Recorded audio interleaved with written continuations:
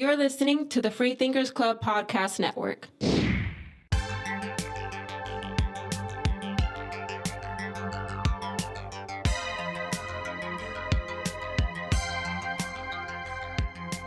What's going on, folks? Welcome back to another episode of All Factors Considered. This is episode 40, you know what I mean? I felt like I just needed to mention that. We've ran through 40 weeks of talking about these fights, man. It all started last year, so thank you, everybody, for tuning in. And drop a like, subscribe, because we're about to break it down this week, man. We're about to make it happen. So what we have here is UFC Vegas 23. And, of course, I can't break this down without my co-host, AJ, man. AJ, right off the bat, I want to ask you, what do you make of all of the changes that have been happening to this card, right? Darren Till, unfortunately, over the past week, we found out he had an injury to his collarbone. It's most likely a broken collarbone, so he's not going to be fighting.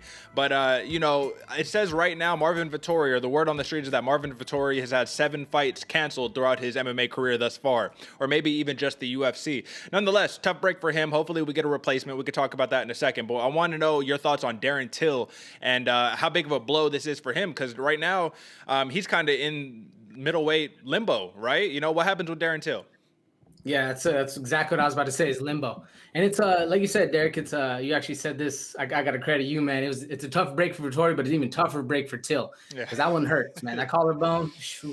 But man, it's rough because he is in limbo. He hasn't fought in a while. He's gotten a little bit of media attention with the bromance that him and Mike Perry had. So he's still staying pretty relevant in the division. But that whole like 185 class, they're just not really fighting. You know what I'm saying? Like, everybody, the champ's fighting everybody, but not really everyone else is making any moves. So again, he's in limbo. It's kind of weird to say, man. I was excited for the Till match, especially against Marvin, but Marvin now is an angry Marvin. So that's even more exciting to me. What do you think?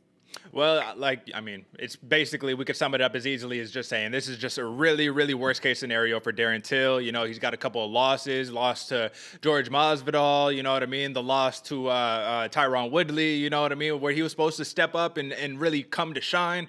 It's kind of fallen short and had things like this happen. But, you know, that's the name of the game. And before we keep going, AJ, just turn me down in the monitors just a little bit. And I did want to make that note because you were talking about middleweight, right? So this was supposed to be the card where it was just like middleweights killing the game, right? A bunch of middleweight showcases. They're finally fighting. So we were supposed to have 3 middleweight matchups on the main card. Now we only got 2. And Kyle Daukaus versus Aliaskhab, Khizriev, and Sam Alvey versus Julian Marquez. So we still got a lot to talk about. And without any further ado, how about we do the thing that we do best, AJ, and get into some sleepers. It's time for some fight night. If you ain't paying attention, you're gonna sleep on me and I'm gonna wake you up. All right, AJ, if you don't mind, let me actually start off, you know, this time for the sleeper. I got an interesting one, and I want to talk about this really quickly. I'm going to still make it quick because it's a sleeper nonetheless. But I got somebody who is not getting the respect he deserves. You know, his stock has dropped tremendously since getting knocked out by Joaquin Buckley. The knockout heard around the world, the viral knockout. I don't even know what we call it. We'll call it the Buckley back kick, where he just got his leg caught and then did a spinning back kick and kicked Kasanganay in his head and knocked him out. But that's not what we're here to talk about. We're here to talk about his return from that. So Impa Kasanganay, welterweight, 8-1, 1-1 in the UFC. He suffered his first loss to Joaquin Buckley. Is facing off against an absolute savage of a prospect in Sasha Palatnikov. Now, what's interesting about this matchup is that this is one of those spots where Impa Kasanganay has been fed to the wolves, right? Strength of schedule has been incredible since starting really, you know, that high-level competition in the UFC. Fought Joaquin Buckley, fought Maki Pitolo, and now you got another one in Killer's Row. But what makes this a sleeper to me is that Impa Kasanganay has the makings of a real contender. He's very technically sound, and what he lacks in speed, he makes up for in timing. Now, Sasha Palatnikov is the type of individual who is fighting out of Hong Kong, needs distance to really set up his strikes, and what he loves to do is to open up and get into these firefights, into these brawls where he could showcase spinning back elbows and big knees and spinning back fists and all this craziness that goes into the repertoire of his game. So this is going to be a high-level contest because these are 2 very, very high-level prospects who unfortunately are someone has to lose, right? So it's the chopping block. We'll see where we go from here. This is like the first or second fight of the night, so folks, tune in. Now, AJ, who's your first sleeper? Yeah, Derek. No, I'm very excited for that Kasanganay fight, man. You definitely got to watch out. And another one for me is my first sleeper, actually, is Da Un Jung versus William Knight. And these are 2 people we've already heard talked about. A couple of fights. These fighters have fought each other on the same card. So we'll get to all that later. But Da Un Jung, man, coming off of the draw to Sam Alvey, I'm expecting nothing different from Jung besides full pressure and flat feet with heavy, heavy power all day long. William Knight, man, this dude's a tank. All right, we missed the opportunity to see him last card, but he's back in this one. And man, he's short, stocky, and basically a little Ngannou, man. Very powerful, gonna work for the takedown.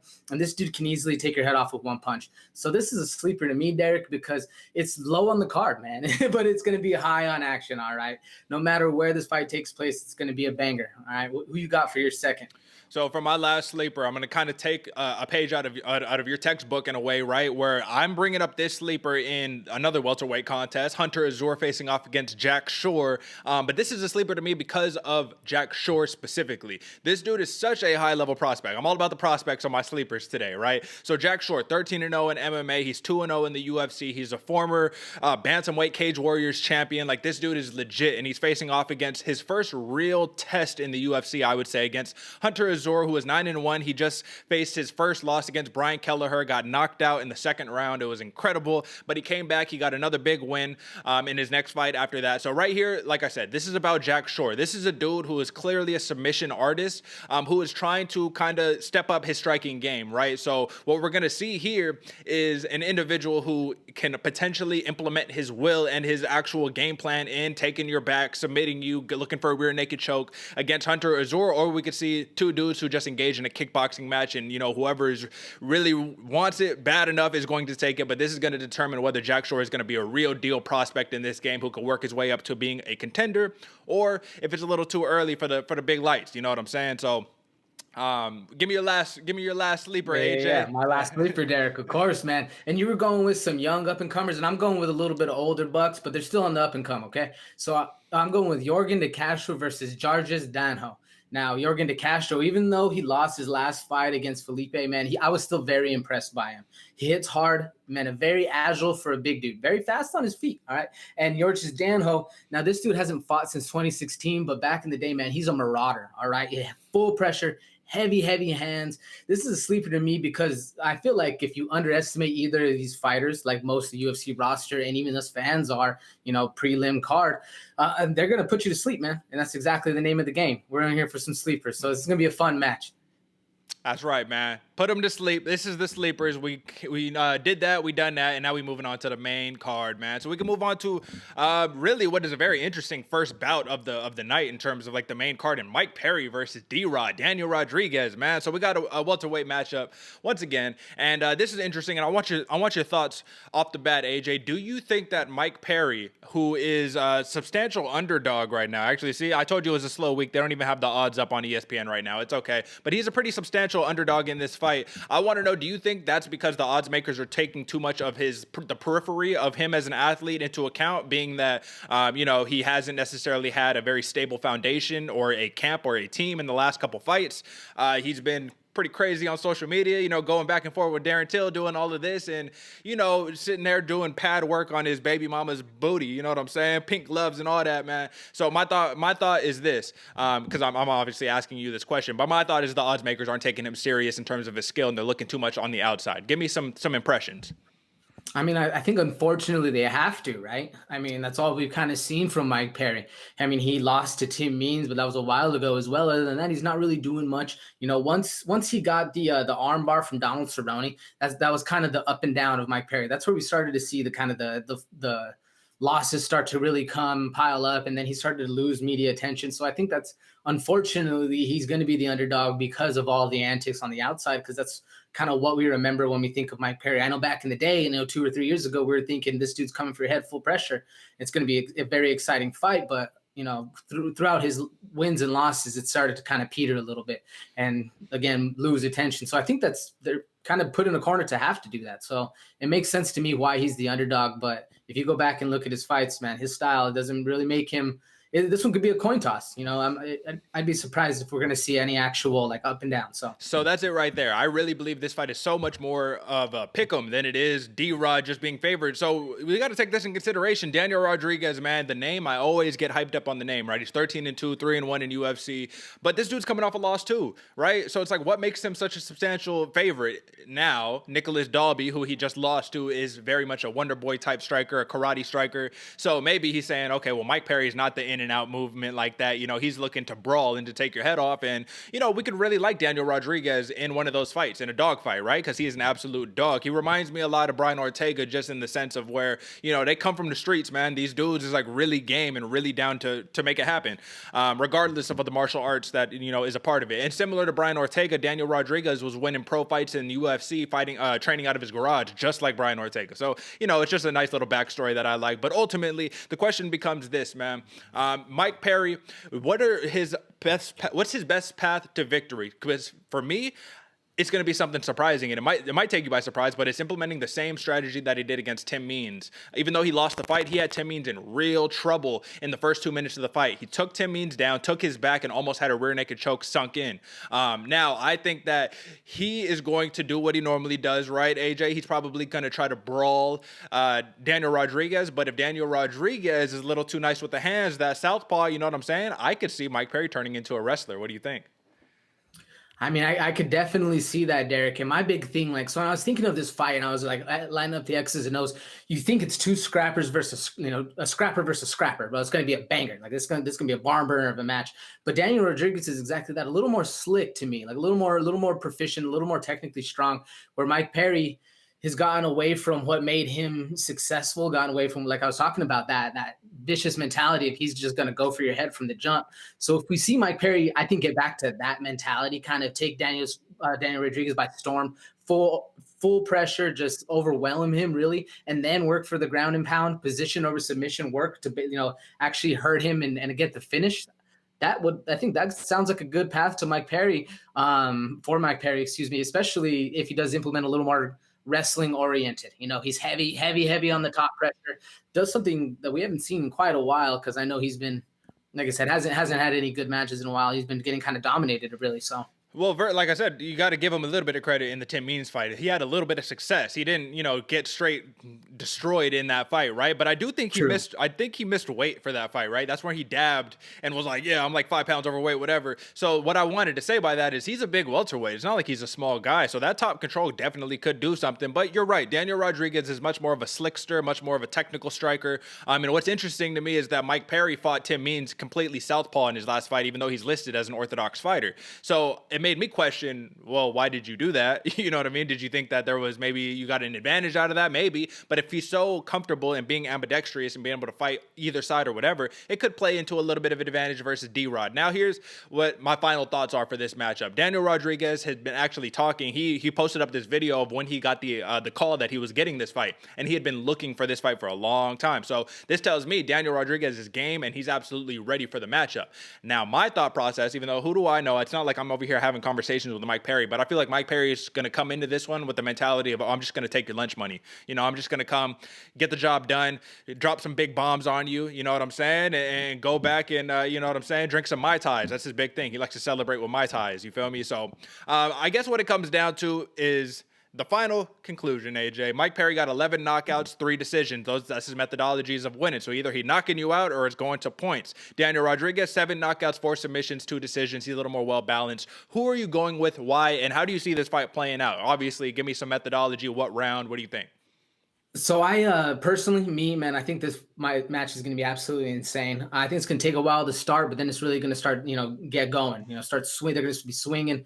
It's going to be a dogfight, man. I'm expecting Mike Perry to do exactly that, get back to his roots, you know, kind of get back into that savage mentality. You know, his homie Darren Till isn't fighting, so he's got to represent now. So I don't know, man. Maybe we'll see that. We'll see maybe a little heavy oriented on the wrestling, but I'm expecting this to be a banger with Daniel Rodriguez kind of playing a little bit of a counterattack, letting the things come and still striking out, standing on his feet, going to the middle of the octagon when he can. But like I said, I'm expecting it to take a little bit to like a first round to start feeling each other out.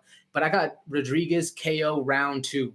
Kind of going to end it on the feet. Kind of crazy. I'm expecting something super cool. Who you got? Okay, well, see, starting off the matchup well, because I'm disagreeing here. I do not see any way Daniel Rodriguez is going to knock out Mike Perry, because Mike Perry, first and foremost, has only been knocked out once in his entire career. This dude is the definition of durable, the definition of having a chin, right? So I think if anything, if a Daniel Rodriguez does win, I think it has to be by decision or submission, in my opinion personally. But I'm still going Mike Perry, and the reason why is because, like I said, I think that too many people are looking at the outside and not looking at the X's and O's of, listen, man, when you're a professional fighter, when you're high level in terms of like the level of Mike Perry, now is he got the best record? No, but we know he can fight. We truly know he can fight. And he said it himself. He's like, man, I don't need y'all to tell me what to do. Just need to step in there and I can go handle business. You know, I know how to fight. I know how to punch someone in the face. So I'm going Mike Perry. Depending on how serious he takes it, I don't know. It may come back to burn me a little bit, but I'm going Mike Perry with a knockout round 3. I think this is going to be a war, and this has got Fight of the Night written all over it. So let's move on to the next one, which is a very, very highly anticipated bout, if you're me, at least. You know what I mean? I don't know how many people are like really hyped up on this bout, but I have to say this, AJ. This bout could be a main event to me. Like, you know, we already talked about we're going to have Arnold Allen versus Sodiq Yusuff. That's basically serving as our main event that we're going to be talking about on this episode. But I think that, like, if UFC was like smart, they would say, oh, let's put Amanda Nunes's baby mama and Mackenzie Dern, and Nina Ansaroff is by no means just an extension of Amanda Nunes. Amanda Nunes is just the GOAT right now, you know what I mean? So it's like you have to put that there. But Nina Ansaroff is no slouch, absolutely not. So let's talk about it, AJ. First off, out of sight, out of mind, right? Is that what we're thinking? You know, who has been talking about Nina Ansaroff lately? Nobody, right? But we have been seeing a lot of Mackenzie Dern. She's been very, very active, right? 4-1 over her last 5, and she got 3 submission wins in her last 5 victories. So let's talk about it. How does this fight play out, man? I think on the feet, Nina Ansaroff has a substantial advantage. Substantial. I don't even think it's close. And I think Mackenzie Dern, now that she's training over there at Black House MMA, is trying to turn into a boxer. I think she's trying to show that, oh, I can do more than submit you. I can actually hang with you on the feet, which is what she's going to need if she ever wants to be a champion. But do you think she's got what it takes to hang with Nina? Yeah, well, that's actually the kind of the story of the match for me, Derek. This one's kind of a more like what we don't know in Nina Ansaroff, because we haven't seen her in quite a while, and she kind of looms in Amanda Nunes' shadow, versus what we don't know in Mackenzie Dern is, are her hands that good? Because we saw in Dern's last match against Verna Jandiroba, her striking was pretty fluid, man. She was sticking, she was quick, super aggressive. She was able to hold her own against Jandiroba. Now that's against Jandiroba, so we'll see if she's the same striker as Nina Ansaroff. I don't really think so, and probably not. But you know, we haven't seen Nina in quite a while. So my big thing is about Nina is she's probably, you know, like you said, she's with the GOAT. They just had a baby. They've been training, you know, so are we going to see something where she comes out and straight dominates on the ground and not necessarily utilizes just stand-up striking? Yeah, I'm not sure, man. And my thing that the way I was looking at this fight is I was looking striker wrestler, right? But Mackenzie Dern isn't a wrestler, man. She's a BJJ all-star. She's incredible when we're talking about Brazilian jiu-jitsu, right? But she averages less than half a takedown per fight. So that's the thing is when you see Mackenzie Dern hit the ground, generally her opponent takes her down, or her opponent drops her, or she pulls guard or something like that. But she's not looking to take you down. So my thought process is Nina Ansaroff versus Tatiana Suarez in her last fight. That did not go very well. Tatiana Suarez is a very high-level wrestler, right? Now, let's go back a little bit further. How about her fight right before that, Claudia Gadelha? Now, I posted up a little clip on our All Factors Considered page of this beautiful, like, switch type, you know, I don't even know what you call it, man. It was a beautiful kick. She kicked Claudia Gadelha square in her face, and it just went to show the different levels in terms of her kickboxing as opposed to a conventional kickboxer, or just as opposed to Mackenzie Dern. Now, I think that, so when you watch that fight and going back on it, just quick synopsis, right? Nina Ansaroff gets taken down by Gadelha in the first round. She has no answer on the ground, so that's what really scares me about this fight. But when she was able to get on the feet, she was able to keep it on the feet until maybe one other opportunity in that fight where Gadelha secured the takedown and whatnot. But it goes to show that Nina Ansaroff, especially working with Amanda Nunes, especially at American Top Team, they're gonna show her how to stay on her feet if she needs it. So how can Mackenzie Dern win this fight if she can't secure a takedown? If she can't, that was my big thing, is if she can secure the takedown, because she's going to need to do something. I'm expecting Nina Ansaroff to come with a whole nother like tool set of skills, man. Like her being now a new mom and like mama bear mode with the lioness in your corner. That's a dangerous matchup, you know? So I think it's going to be a very hard fight by Mackenzie, but I think she needs to be more proficient on the feet. Shock Nina where she don't. I mean, if anyone's really thinking about the stand up, like you said, Nina Ansaroff is just levels above. Yeah. Now I think Mackenzie Dern needs to come out and shock the world and start pinning her with some good ones, clean, fast, and in a hurry. First round, get it kind of shocked and like. Do you remember that look that who's a really tall one that just fought Nina or Amanda Nunes? Megan Anderson. Really, really yeah, Megan Anderson. Megan Anderson. That look that Megan Anderson had when she got hit the first time, which is if Mackenzie Dern can pin that face on Nina Ansaroff in the stand-up where she's not expecting, I think that's the real route to victory. Look for that and then secure a takedown. That was my biggest thing, is exactly that. It's to actually do something different, secure the takedown instead of let it come your way. So my thing about Mackenzie Dern is it's going to be this, man. I think that she's one of those fighters we love to talk about, right? Because she's a BJJ practitioner who could throw with reckless abandon because she does not care if she gets taken down. Please, please take me down. Like, that's where I want the fight anyways, right? But I also, like I said, I can't reiterate this enough, right? I do truly believe Mackenzie Dern has it in her head where she's like, I need to show people I can strike. Yeah, her hands look good against Vina Jandiroba, who's also a BJJ practitioner. She's not a striker. Vina Jandiroba is the furthest thing from a striker, but she's very high level because of her abilities on the ground, right? She just has that kind of rudimentary striking right now in her game. So it's going to be a big step up, and we can keep talking about that, but let's talk about momentum for a second. Nina Ansaroff, she's ranked, I believe, number 4 in the women's strawweight division, so this is a huge fight. This is by no means a small stakes fight. Like, for Mackenzie Dern, if she can get a win, especially in impressive fashion,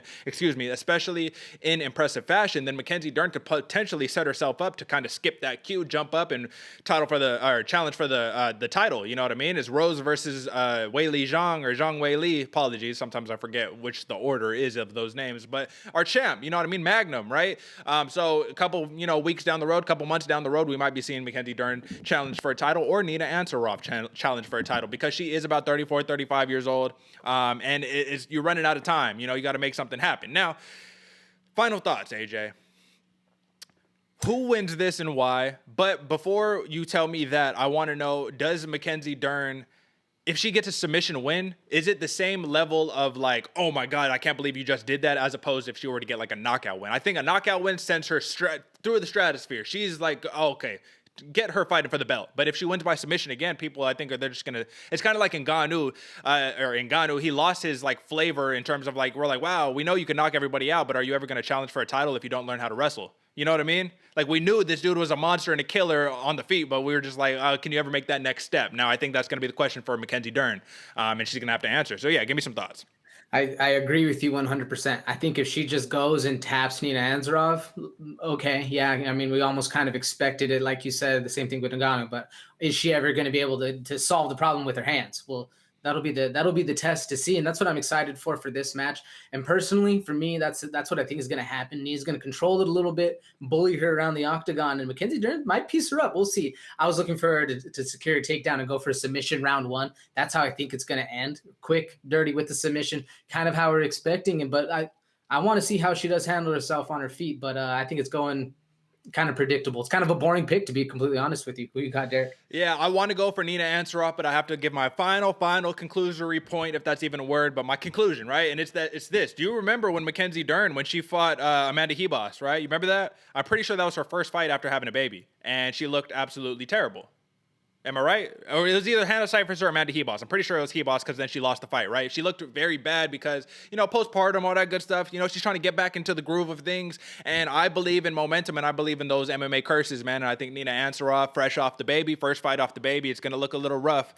And then the next one out, then she might be able to, get her bearings back. So for that reason, I wanted to go to Nina Ansaroff because I think that she could bait Mackenzie Dern into a kickboxing match and kind of get in her head that way. But I got to go Mackenzie Dern, and I'm actually going to go I don't think she could win this by decision unless she does something spectacular in the wrestling. So I'm going to go a second round submission, just catch her with something. Nina Ansaroff has been submitted before, so we'll see what happens. But that's the pick on that one, man. And you're right, it's kind of boring, but at the same time, man, if Nina Ansaroff gets the dub, I think it's going to surprise us a little bit more, you know what I mean, than most people are anticipating right now. But nonetheless, let's set up the stage for this middleweight contest, which I'm not going to lie to you, AJ, it's kind of surprising to see, right, Sam Alvey get matched up against a prospect like Julian Marquez when Sam Alvey, Smiling Sam, 0-4-1 in his last 5. Like, that is a rough last 5 to have, right? And I think the only reason he didn't get cut is because in that fight versus Da Un Jung, it was a split draw. Now, let's be a little fair to set the table, right? Sam Alvey didn't lose that fight, and he also didn't win it. Obviously, it was a draw, but he should have won the fight.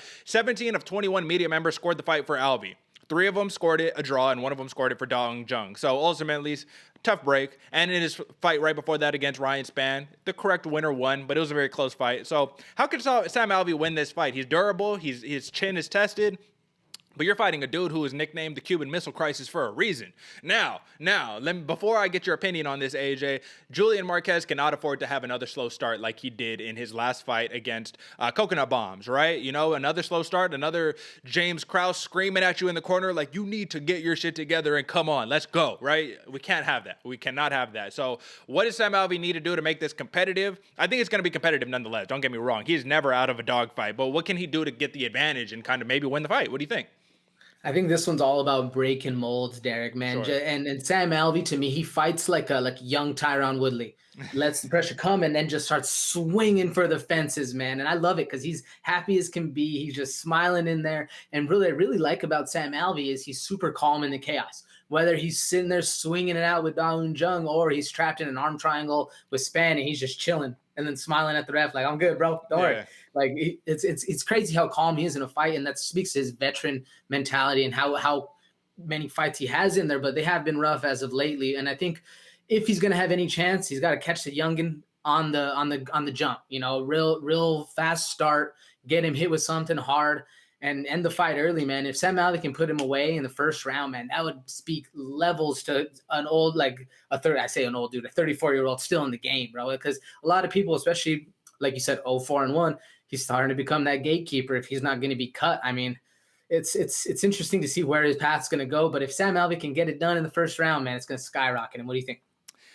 Yeah, I hear you, and I want to root for my boy Smiling Sam, man. But when I see him, he does that kind of Overeem thing, right, where he just shows up, and he just kind of chills, absorbs the damage. It's a veteran move, but if the judge sees that and they're like, all right, that's it. We don't want you to get hurt, bro. You know, we've already been hearing, oh, Sean O'Malley shouldn't have landed that shot on Thomas Almeida. Oh, Francis Ngannou shouldn't have landed that shot on Stipe Miocic. Like, I think it's the refs are in this constant tug of war of like, you're stopping it too early and you're waiting too late, right? So I think that you keep doing that shelling up stuff against a dude who drops bombs like Marquez, they might just stop the fight. You might not get that break that you should by being a time-tested veteran of the game. But nonetheless, man, I think that Sam Alvey has a very underrated jab and an underrated check hook, right? So I think he could catch Julian Marquez coming in, but that's the question. I don't know how Julian Marquez is going to try to approach this fight. I don't know if he sees blood, you know what I mean? If he sees a little bit of blood and he gets Alvey hurt, I don't know if he's going to just empty the tank like he did versus, Maki Pitolo or, whatever the case.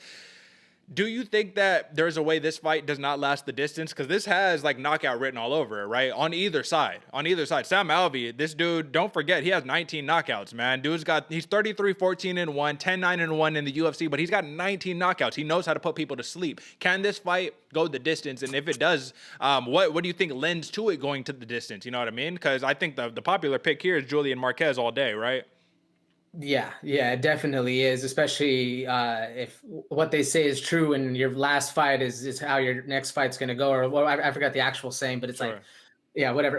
So I definitely think Julian Marquez, I mean, he made us eat some crow in his last fight, but I'm sorry, Derek, repeat your question. I got lost in the whole saying. No, it's all good. I just want to know if this fight goes to the distance, how could how could that happen? I actually do think this fight goes to the distance, Derek, and I think it's because Julian Marquez is able to control the fight since his last fight against Maki Pitolo. He was fighting off the back foot the whole time, and now coming back, I think Julian Marquez is actually going to be able to walk down Sam Alvey and control the tempo, put the pace at where he wants to go, like go for the takedowns, get the ground and pound, whatever he wants to do, he can do it, or I guess he's going to be able to have the option to do it because Sam Alvey really does like to fight off the back foot. He likes to let it come in and then bang it out. So this fight lends to Julian Marquez tremendously because, man, he's nicknamed the Cuban Missile Crisis for a reason, and I'm excited to see exactly that, is to see how he leads the dance because with a veteran like Alvey, if you don't put him out fast, it's going to be a long night, and that right there is how I think it goes to decision. Yeah, no, I hear you, man. I hear you. And that's kind of my whole thought process too, is that, like I said, Sam Alvey is going to be a tough outing for anybody who steps into the cage with him. He's been fed young gun after young gun, like it's ridiculous, right? Jimmy Crute, Klidson Abreu, Ryan Spann, Dong Jung, like it's all these like killer prospects that are just killers row time after time after time. So yeah, Sam Alvey, I think he just loves to fight, truly. I think that's literally what I don't think he's looking for a championship. I think he's a game dude. And it'll be interesting to see. He's a southpaw, got to take that into consideration. But I think Julian Marquez, the power is going to be a little bit too much. And his last time that he got knocked out was against Jimmy Crute, you know what I'm saying? First round TKO. He hasn't been knocked out. There's a difference, people, between a knockout and a technical knockout. So he hasn't been, lights completely shut down yet, and not in his last 5 at least, but I think it might happen today. So I'm going to go Julian Marquez, and I'm going to go knockout round 3, man. I think he overwhelms him. Or it might be a TKO, but nonetheless, I think he stops him. What do you think, AJ? That's definitely the popular pick, and I can totally see it happening. Personally, me, I'm kind of going a little against the grain and going with what I was saying before. It's going to be a longer bit of a match, and I go with Sam Alvey by decision. I think he's just going to weather the storm and not really get hurt too much. Sure. And I mean, hey, listen, it'll be interesting, and we'll see, folks. So tune in on Saturday for that one, man. But this is a matchup right here that we need to talk about, bro, because people don't know about neither of these cats, right? You think Daukaus, right? You think big policeman Chris Daukaus. No. We talking about little brother here. We talking about Kyle Daukaus, who, before we get into this prospect in Aliaskhab, Khizriev, apologies, tough name, right? Kyle Daukaus is no slouch, man. He gets a little bit of that living in Big Brother's shadow, right? You know what I mean? But he's a middleweight. Dude's 10-1, 1-1 in the UFC with 8 submission wins and 2 decision wins, man. Now, what's the big X factor for Kyle Daukaus' game is that this dude is a middleweight, but he's 6'3" with a 76-inch reach, folks. And if you don't, you got to realize for a second, if you hear those numbers and you're just like, okay, well, what does that mean, right? Kevin Holland, right, as a middleweight, I believe he is like 6'2", 6'3", with like an 83-inch reach, right? And he's got that like John Jones frame that allows him to have this big advantage over everybody else because he can hit you from the other side of the room, you know what I mean? Like, he got those long limbs. And especially when you're a submission artist, it definitely helps to have the long limbs to just wrap that leg over your opponent, or, you know what I mean, get that hook in, or take that endless arm and just sneak it underneath the neck, whatever the case may be. It's going to be really difficult for a lot of opponents to kind of like work within the frame of Kyle Daukaus. So I needed to give that little shout out before we get into this, but I think the prospect that he's fighting has all of the tools to make this a very short night, man. Aliaskhab Khizriev, man, when was the first time you heard about him? Was it doing film study for this fight? Was that the first time? I believe I saw a meme of him where it said, "Why do all the Dagestani fighters look like they're from Attack on Titan?" And I believe that was him because it looks, that's just a meme, my man. So yes, the first time I actually saw this dude was doing fight research for this, and this dude's a killer, man. Aliaskhab, but I'll just keep saying this dude because it's such a hard name. Yeah. Aliaskhab Khizriev, man, that's he's legit. He can do some serious damage, and I literally put in my thing, man. He's a bigger Khabib, and the difference is he's fluid on his feet. Yeah, very fluid. He'll take you down and he'll hurt you, but he's down to stand up and trade. So it's funny that you said he's a bigger Khabib because I actually think he's like a little less polished Abu Bakr Nurmagomedov, right? The one that we just saw this past Saturday, right? Piece up Jared Gooden, right? Now, Jared Gooden isn't the most technical striker, so it kind of makes your striking look better when you faced up against him because he's just a powerhouse. But no disrespect on that. But this dude, his Dana White Contender Series win against Shigemoto, right? His first round submission win, and the fashion in which he did it was just astounding, right? He just bum rushed this dude, took his back, flattened him out, rear naked choke, easy, night over. He gets the interview for it, and he says, you know what, man, this actually was a pretty rough performance. This was, I wanted to put on a better show. He was like, if you think that was something, go watch my other fights, dude. And so I did. And I watched his Fight Night Global fights, man. This was a killer, man. His last 5 fights, only one has gone the distance. The rest have been finished in the first round. And why? Because he's a southpaw who has a mean left cross, but he also has a mean jab. But the number one thing he loves to throw, right, is that lead front kick to the liver. and he's dropped opponents with liver shots. He's had opponents literally in there like begging for mercy, like, please do not hit me anymore. This dude is legit, man, and it's scary. AJ, can I ask you this really quickly? Is it not a little scary to know that all of these fighters coming out of Russia, all these fighters coming out of Dagestan, because that is where Khizriev is coming out of, from Dagestan. He's a Dagestani kickboxer wrestler. Is it scary that these dudes are like taking over right now? Because I talked about it on the betting show a little bit. I had said that in America, right, we have fighters and we have some game fighters, right? But really, if you want to become a big sports star, you go play basketball or football or, you know what I mean? Even maybe boxing, you know what I mean? Because you can get the big money or whatever the case may be. But you're going to play some of those other sports, baseball, whatever the case, right? These dudes out of Dagestan, they live, eat, sleep, breathe this, right? You can go out in Europe and in Russia and you can get a master's of sport for an education, right? So they take it a little bit more serious. And then it just seems like Khabib has endless amounts of cousins. The Nurmagomedov lineage is now, it's like in real time, we're seeing the Nurmagomedov lineage right now is probably like what the Gracies were when this sport started. So is it, first, before we talk about the fight anymore, is it scary to know that all of these Dagestani fighters are like coming in, killing the game, coming to the UFC, the PFL, Bellator? Like, you got Nurmagomedovs everywhere, you got Dagestanis everywhere. Give me some thoughts. Bro, it's crazy. It's like you were saying, in the day or the South or the Brazil's taking over, you know, too. Like, just people coming out of a certain little pocket of area. This seems to be the next jump of it. And man, it's crazy because you think of Americans, how we play multiple sports, like you're saying, you know, football, basketball, soccer, we're all playing multiple sports all year long. The people in Russia, the Dagestanis, man, they're playing multiple fighting sports all year long. Like, they're wrestling, they're sambo, they're kickboxing. That's the crazy thing, man. And they like live, breathe, and eat the fight game. And I think that's what's scary, man. It could be a double-edged sword coming out of that name, having the name Dagestani behind you, when you think like, okay, everybody knows the game plan. This dude's a killer. So if you don't live up to the expectation, it's a lot of pressure. But man, this dude, like, it's insane to see the amount of volume coming out of it too, as well as the level of that volume that's still being produced. It's crazy, man. It's killer.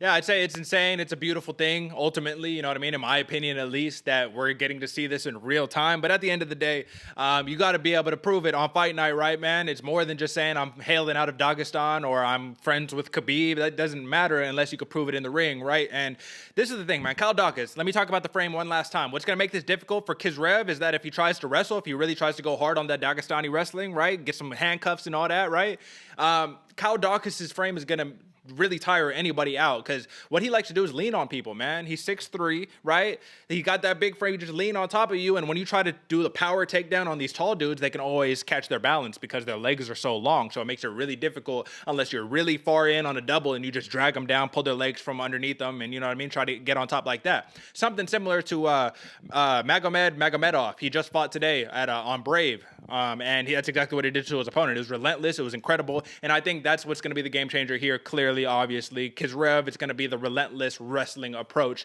that is not going to allow Kyle Daukaus to get the submissions off. Now, Daukaus being such a high-level submission artist, do you think Khizriev could get a submission on him, or do you think this is going to be a stalemate in terms of the ground game? And if that's being said, could this potentially turn into a kickboxing match?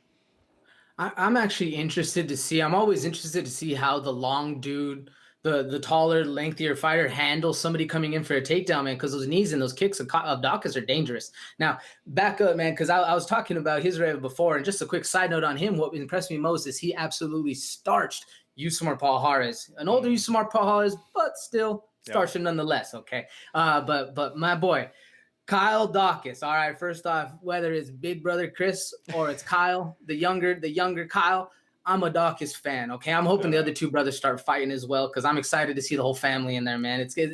They're crazy, like fighting out of. I think their parents grew up Amish, and they were like, "Nah, man, we're good. Like we're gonna go do our thing." Well, so like I said, but like you were talking about, Kyle's big, lanky, and he's gonna grind Khizriev down if he can, you know. But I don't think that's the best of options, because I think Israel is going to be putting a lot of pressure. So I do think Kyle could get a little tricky in there, because those long limbs are going to make for easier mobility. I guess not mobility, but what's the word? Like pivot points harder. So he's going to be able to get a little trickier submissions out there. And Kyle Daukaus is no slouch, but as well, man, he's facing an absolute killer. So this one to me is very interesting, man, because I'm a big Daukaus fan. And lately, all the people I'm a big fan of have not been winning. So I'm really hoping he goes through, Yeah, I feel you. It'll be interesting, and I do have to just show a little bit of love. Kyle Daukaus' last win was against Dustin Stoltzfus, which was an incredibly high-level win, man. This was a big test. Stoltzfus was on a 10-fight win streak. Incredible wrestler hailing out of Germany. This dude really was very well-rounded as a prospect, and to be able to just grind on him and get the dub like that, he had a big size advantage, but that's what I'm talking about. That frame is just different. Some people, they don't know how to handle it. They might have more skills than you, but have a hard time bypassing that frame. And Khizriev is only 5'9", and he's got a 74-inch reach, so he's got a 2-inch reach disadvantage, and he's shorter by like 4 or 5 inches. So it'll be interesting to see. But this is, David versus Goliath, except David is a fucking killer, and he might really put down Goliath. So we'll see. But give me your pick, man. Who are you going for and why? Yeah, this is David versus Goliath, but David is stout. So me personally, man, I think we're gonna see kind of a blitzing fashion from Khizriev, kind of come in, control a little bit. I imagine he's gonna shoot and work for the takedown and try to put a hole in Daukaus' face. But I'm thinking Daukaus, we're gonna see a little bit of the Masvidal knee, man. We're gonna see. I think he's gonna wait for it, either double underhooks, hit him with a knee, because those knees are dangerous. At least that's what I'm hoping for, because I'm going Daukaus KO round 1. All right, right on, man. And I think that Kyle Daukaus, he could sit there and he could wait for all the takedowns, because guess what? Stay at range and let Khizriev sit there and kickbox you, man. Your liver is going to get touched. And once that liver gets touched, then you're going to put the hands low, and then you're going to head hunt, and you're going to go hands up, then you're going to take the takedown. I think Khizriev just got a little too many weapons, man. Undefeated, 13-0. I think he's going to keep it up. I think we're going to see an early finish. So I'm going to go knockout round 2, but the beginning of round 2, like early, coming out, ready to make it happen. It'll be interesting. Hopefully I don't have to eat crow, but that's the nature of the game. Someone got to lose, man. Somebody got to win, somebody got to lose. So, all right, man, main event time. This is the main event, not one that anybody expected, but this is very high level nonetheless. Arnold Almighty Allen facing off against Super Sodiq Yusuff, man. First and foremost, man, I think Yusuff right now is very highly touted, and a lot of people are very high on him. And we got our 3 Nigerian champions, so we're showing more love to Nigerian and Sodiq Yusuff. And while he is a great boxer, he got some good calf kicks, he got tree trunk legs for real. I think that people need to watch out, man, because Arnold Allen, if you don't know who this dude is absolutely legit, man. And one thing about him, which was the same thing I said about Stipe, and unfortunately I got proved wrong, when Ngannou shut his lights off. But Stipe, the big thing that made him so great is he just knew how to win. He knew how to squeak out a win. You know what I mean? It didn't matter if it was ugly. It didn't matter if it was pretty. He knew how to win. And Arnold Allen knows how to win. He just fought. If you want to worry about maybe getting taken down, which Sodiq Yusuff is not going to do, he averages like 0 takedowns a fight. But if you want to worry about, I know I'm a good boxer, but how is my wrestling and my grappling going to hold up? Well, he fought Nick Lentz, and he put it on Nick Lentz and got the decision win against him. And if Nick Lentz can't take you down, there's very few people who could take you down in this sport, man. Give me your impressions from both fighters. Who are you a little more high on right now, and who have you just known in terms of name recognition over the past couple weeks?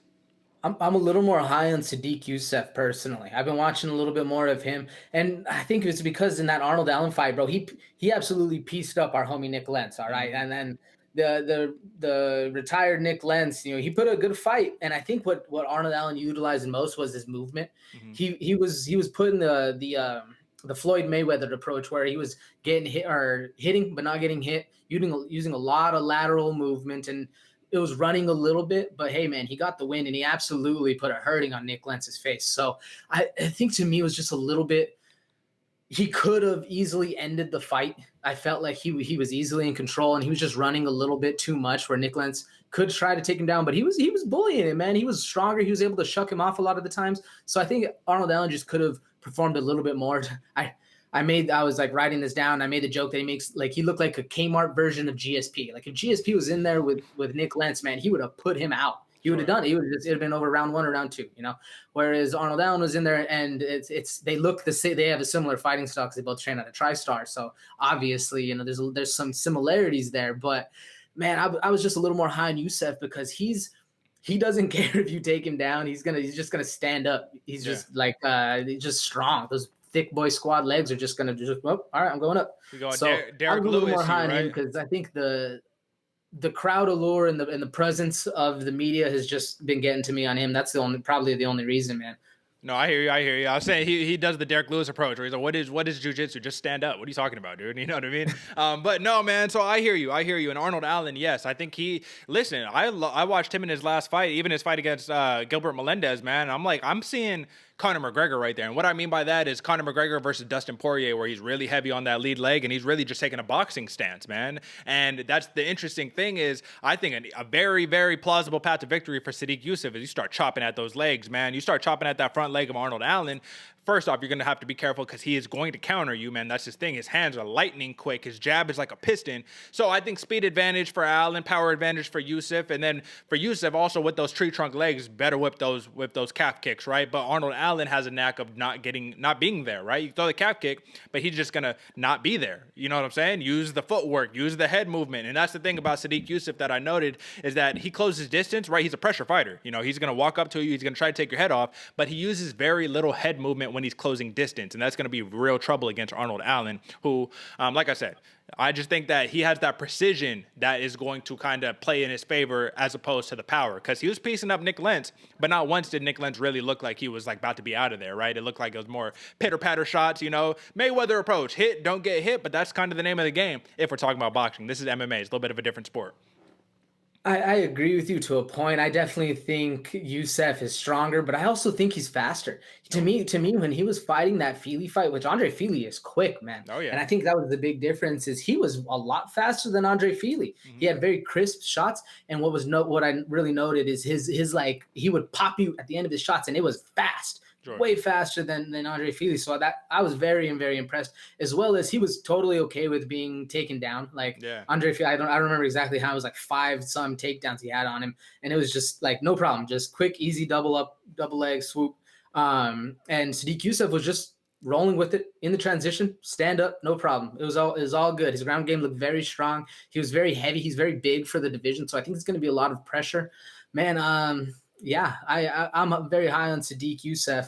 I completely also blanked out on what you were asking. No, it's all good. I think it'll be interesting because this is a southpaw versus orthodox matchup, right? Arnold Allen, the southpaw, Sodiq Yusuff, the orthodox fighter. But something that I'm noting, just looking at the stats here, right? Sodiq Yusuff, he lands 6.10 significant strikes per minute at a 52, almost 53% clip, which is very, very high. But that's what I'm talking about. He's fighting these dudes who are not moving their head. You know, he's sitting there head hunting, really loading up on these shots. I just think Arnold Allen is going to he's going to be a tough puzzle to solve because of how much he's constantly moving his feet and his head. So that's the thing. Sometimes people will use a lot of head movement, but they have poor footwork.